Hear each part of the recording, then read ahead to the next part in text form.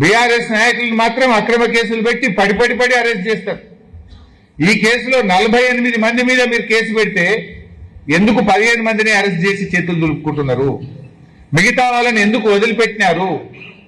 ఎందుకు లోతైనటువంటి విచారణ జరపడం లేదో ఇవాళ ప్రజలకు సమాధానం చెప్పాలని చెప్పి కూడా నేను డిమాండ్ చేస్తా ఉన్నా.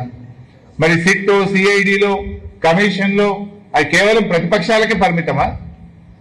అంటే ప్రతిపక్షాల మీద పగబట్టుడు, పేదల ఇల్లు కూలగొట్టుడు, ఇంతేనా నువ్వు చేసేది? ప్రతిపక్షాల మీద పగబట్టుడు, పేదల ఇల్లు కూలగొట్టుడు, లాస్ట్కి ఇలా గుడిని కూడా కూలగొట్టుడు. ఇక నిన్నటిదాకా ఇల్లు కూలగొట్టిండ్రు. కేసీఆర్ గారు కట్టించిన శారదా పీఠాన్ని కూలగొట్టమని పొద్దుగాల పోలీసులు పోయింది. మళ్ళీ అటు పోయినా, అందుకే లేట్ అయినా నేను ఇవాళ. ఇక నిన్నటిదాకా ఇల్లు కూలగొట్టుడు అయిపోయింది, ఇలా గుళ్ళు కూడా కొడతాడ.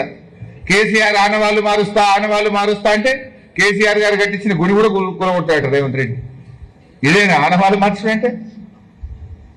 అందువల్ల నేను పొద్దున అనుకోకుండా అటు పోతే గంటన్నర లేట్ అయినా క్షమించాలి మీరందరూ కూడా. అయితే ఇలా 2.5 ఏళ్ల కాంగ్రెస్ పాలనలో ముఖ్యమంత్రి, మంత్రుల ఆస్తులు పెరిగినాయి, పేదల బతుకులు అయితే మారలే. రైతు బంధు రాదు, కళ్యాణ లక్ష్మి చెక్కులు రావు, బోనస్ రాదు, కేసీఆర్ కిట్ రాదు, పంటల బీమా రాదు.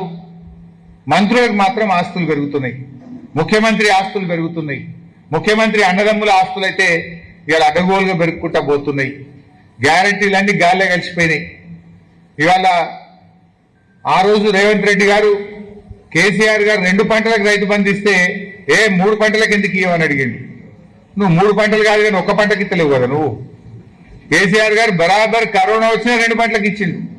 2 పంటలకు ఇస్తే 3 ఎందుకు ఇస్తలేవన్నావు నువ్వు? 3 ఎందుకు ఇస్తలేవన్న రేవంత్ రెడ్డిని 1 పంటకి ఎందుకు ఇస్తలేవు? సమాధానం చెప్పాలి కదా. నువ్వు వచ్చినాక ఇది 5వ రైతు బంధు. ఇప్పటికి పడ్డాయి 2, ఎగబెట్టినాయి 3. ఇచ్చింది తక్కువ, ఎగబెట్టింది ఎక్కువ. ఇది 5వ రైతు బంధు ఇప్పుడు పడాల్సింది యాసంగి. కానీ నువ్వు ఇప్పటిదాకా ఇచ్చినాయి 2, ఎగబెట్టినాయి 3 రైతు బంధులు. 15,000 ఇస్తా అన్నాడు రాహుల్ గాంధీ. 15,000 కాదు, ఉన్నాయి కూడా ఎగబెట్టినావు నువ్వు.